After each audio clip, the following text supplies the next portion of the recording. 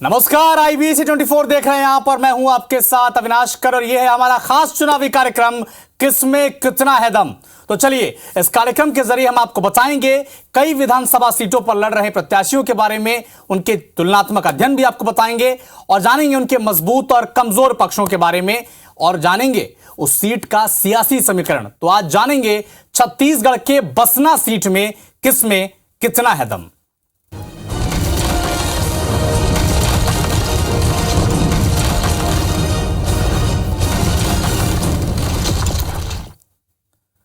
तो बसना विधानसभा वो सीट जहां किसी पार्टी की जीत और हार का फैसला वहां खड़ा बागी नेता करता है।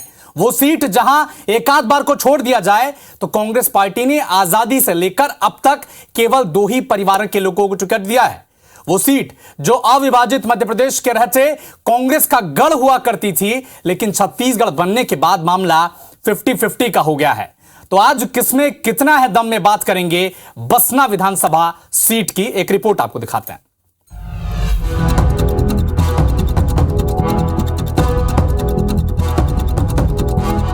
छत्तीसगढ़ की बसना विधानसभा सीट महासमुंद जिले में आती है। अविभाजित मध्य प्रदेश में बसना विधानसभा सीट को कांग्रेस पार्टी का गढ़ माना जाता था, लेकिन छत्तीसगढ़ बनने के बाद मामला 50-50 का हो गया। वर्तमान में यहाँ देवेंद्र बहादुर सिंह विधायक हैं और पिछले बार दूसरे स्थान पर रहे निर्दलीय उम्मीदवार संपत अग्रवाल इस बार बीजेपी के प्रत्याशी हैं। इस सीट की एक खास बात है, यहाँ 1998 से अब तक हर 5 साल में जनता अपना विधायक बदल देती है। सियासी समीकरण के अलावा बसना की सीट पर बागी भी अहम रोल अदा करते हैं।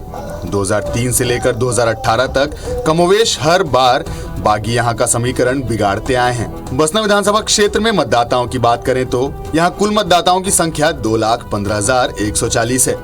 इनमें 1,08,306 महिला मतदाता और 1,06,829 पुरुष मतदाता हैं।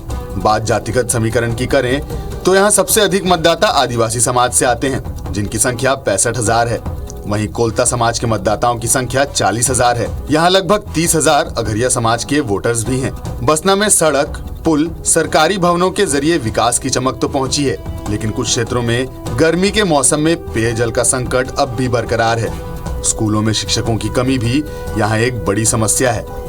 भूषण साहू, IBC 24, बसना। तो बसना सीट की अगर बात करें तो यहां कांग्रेस से देवेंद्र बहादुर सिंह और बीजेपी के संपत अग्रवाल आमने सामने हैं। कांग्रेस ने अपना प्रत्याशी बनाया है स्थानीय विधायक देवेंद्र बहादुर सिंह को, जबकि बीजेपी ने मौका दिया है संपत अग्रवाल को और कांटे की टक्कर इस सीट पर भी देखने को मिल रही है।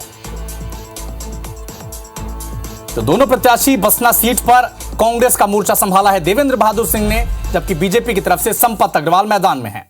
तो बसना के रण को जीतने के लिए दोनों प्रत्याशियों की तुलना करनी जरूरी है। तो चलिए आपको सिलसिलेवार ढंग से बताते हैं कि दोनों प्रत्याशियों का अंतर क्या है। कांग्रेस के प्रत्याशी देवेंद्र बहादुर सिंह 62 साल की इनकी उम्र है, जबकि संपत अग्रवाल की बात करें तो वो भी 61 साल के हैं। अगर एजुकेशन की बात करें तो देवेंद्र बहादुर सिंह ने BA की पढ़ाई की है, जबकि संपत अग्रवाल ने समाज सेवा में उन्हें डॉक्टरेट की उपाधि मिली है। राजनीतिक अनुभव सबसे अहम चीज, देवेंद्र बहादुर सिंह 1998 से राजनीति में सक्रिय हैं, 3 बार के विधायक रह चुके हैं, राज्य मंत्री के पद पर भी रह चुके हैं।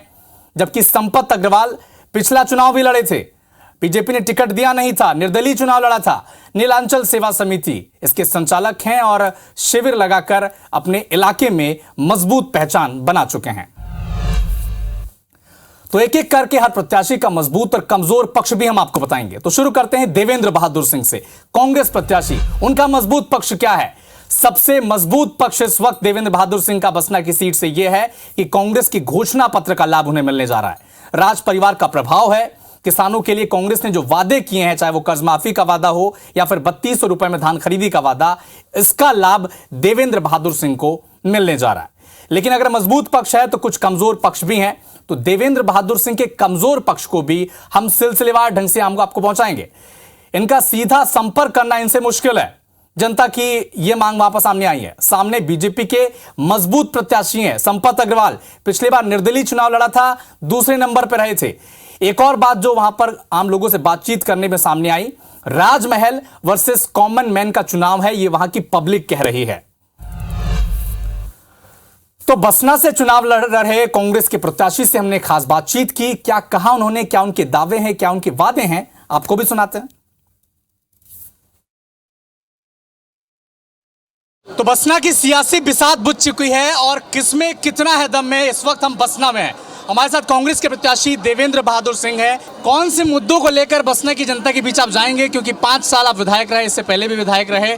किन मुद्दों को लेकर आप जनता के बीच जा रहे हैं, ये जनता को बताएं। ये हमारा सौभाग्य है कि पिछले बार जनता ने हम लोगों को यहाँ पे प्रतिनिधित्व करने का मौका दिया। इस बार भी हम लोगों के पास अनेक मुद्दे हैं। अभी छत्तीसगढ़ शासन ने 20 क्विंटल धान खरीदने का जो निर्णय लिया था वो अभी अमल में आ जाएगा। उसके बाद हमारी सरकार ने 3,000 प्रति क्विंटल धान का खरीदेगी, कर्जा माफ़ करेगी और जो विकास के कार्य हैं, जो ऐसे सड़क, पुल, पुलिया, उसके अनेकों कार्य पिछले कार्यकाल में हुए हैं, आने वाले समय में भी उसमें और ज़्यादा काम करने का प्रयास करेंगे। साथ ही साथ इस शिक्षा के विकास के लिए भी हम लोगों ने माननीय मुख्यमंत्री जी की योजना अनुसार हर जगह आत्मानंद स्कूल अंग्रेजी और हिंदी माध्यम के खोले हैं, उसमें और विस्तार किया जाएगा ताकि जो पढ़ाई करने वाले बच्चे हैं उन्हें प्राइवेट स्कूलों में न जाना पड़े। जो बीजेपी के प्रत्याशी हैं, मैं बार बार बसना सीट पे इसलिए फोकस कर रहा हूं क्योंकि किसमें कितना है दम, जो हमारा प्रोग्राम का नाम है, उसमें प्रत्याशियों से हम बात कर रहे हैं और विधानसभा में जाकर उन प्रत्याशियों से बात कर रहे हैं, वहाँ की जनता से बात कर रहे हैं और जानने की कोशिश कर रहे हैं कि वहाँ के लोग, वहाँ के प्रत्याशी दरअसल चाहते क्या हैं।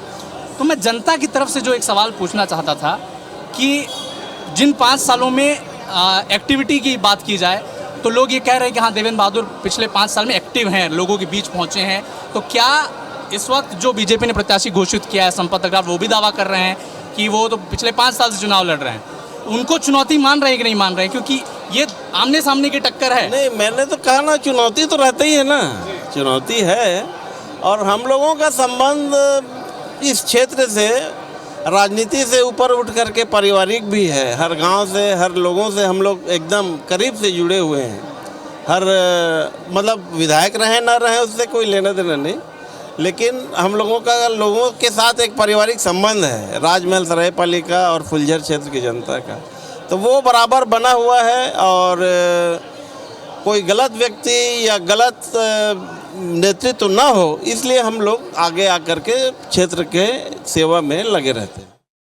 बीजेपी ने टिकट दिया है संपत अग्रवाल को, उनके क्या मजबूत और कमजोर पक्ष हैं, चलिए आपको सिलसिलेवार तरीके से बताते हैं। संपत अग्रवाल 5 साल से बसना विधानसभा क्षेत्र में सक्रिय हैं, जमीन पर कार्यकर्ताओं से मजबूत पकड़ है। नीलांचल सेवा समिति की सक्रियता भी इनके लिए फायदेमंद रहने जा रही है। पिछला चुनाव भी लड़ा था, दूसरे नंबर पर रहे थे, निर्दलीय चुनाव लड़ा था। लेकिन अगर कोई मजबूत पक्ष है तो कुछ कमजोर कड़ियां भी हैं। तो पिछली बार बीजेपी से बगावत की थी, यह बात इनके खिलाफ जा सकती है। कांग्रेस का कर्ज माफी वाला वादा भी बीजेपी के खिलाफ जा सकता है। तो ये वो पॉइंट्स हैं, ये वो बिंदु हैं जिनके आधार पर हमने तय किया कि इनके मजबूत और कमजोर पक्ष हैं क्या। तो बीजेपी से संपत अग्रवाल बसना का चुनाव लड़ रहे हैं, उनसे बातचीत की हमने, क्या उनके वादे और दावे हैं आप भी सुनिए। इस वक्त IBC 24 की टीम बसना विधानसभा पहुंच चुकी है। प्रत्याशियों से बात करेंगे, जनता से बात करेंगे, लेकिन सबसे पहले बीजेपी के प्रत्याशी संपत अग्रवाल हमारे साथ जुड़ चुके हैं। संपत जी, बहुत बहुत स्वागत है आपका। Thank you. पिछले बार निर्दलीय चुनाव लड़ा था आपने, दूसरे नंबर पर आ गए थे, बीजेपी को हरा दिया था। इस बार बीजेपी ने आप पर भरोसा जताया है, विनिंग लाइन जो है क्रॉस कर जाएंगे इस बार, उम्मीद है? मैं भारतीय जनता पार्टी का ही हूँ, संघ का स्वयंसेवक हूँ। पिछले बार कुछ परिस्थितियाँ ऐसी हुई थी, कार्यकर्ताओं का सम्मान करने के लिए मुझे लड़ना पड़ा था। और इस बार क्योंकि भारतीय जनता पार्टी ने मुझे अपना प्रत्याशी बनाया है और क्षेत्र की जनता मुझे अपने परिवार का भाई, अपना बेटा मानती है, इसीलिए कंपटीशन तो कुछ है ही नहीं। पूरे छत्तीसगढ़ में सबसे ज़्यादा वोट से यहीं से विजयी होके जाएंगे। अच्छा, आप ये कह रहे हैं कि कंपटीशन तो है ही नहीं, कंपटीशन है नहीं, संपत अग्रवाल जी ये कह रहे हैं, लेकिन आपके सामने जो उम्मीदवार हैं कांग्रेस के, देवेंद्र बहादुर, राजनीति में बड़ा पुराना नाम है, उनके परिवार का, चुनाव लड़ते आए हैं, विधायक रह चुके हैं, आप उनको सिरे से खारिज कर दे रहे हैं, उम्मीदवार ही नहीं है, कह रहे हैं कंपटीशन ही नहीं। देखिए, हमारे क्षेत्र की भोली भाली जनता को उन्होंने ठगा है, बेवकूफ़ बनाया है। चुनाव जीतने के बाद में विधानसभा के किसी भी गांव में 5-5 साल तक आते भी नहीं है। जहां हम खड़े हैं भितीडीह, मैं एक साल में कम से कम 5 बार तो आ ही जाता हूं और वो 5 साल में एक बार भी नहीं आए हैं। तो जनता इसलिए उनसे त्रस्त है और उनको बदलने के लिए बेताब है। तो क्या आप आश्वासना देना चाहेंगे यहाँ के लोगों को कि आपकी सरकार अगर बनी बीजेपी की तो आप शराबबंदी करेंगे? आपके घोषणा पत्र में कोई स्कीम रहेगी इसकी?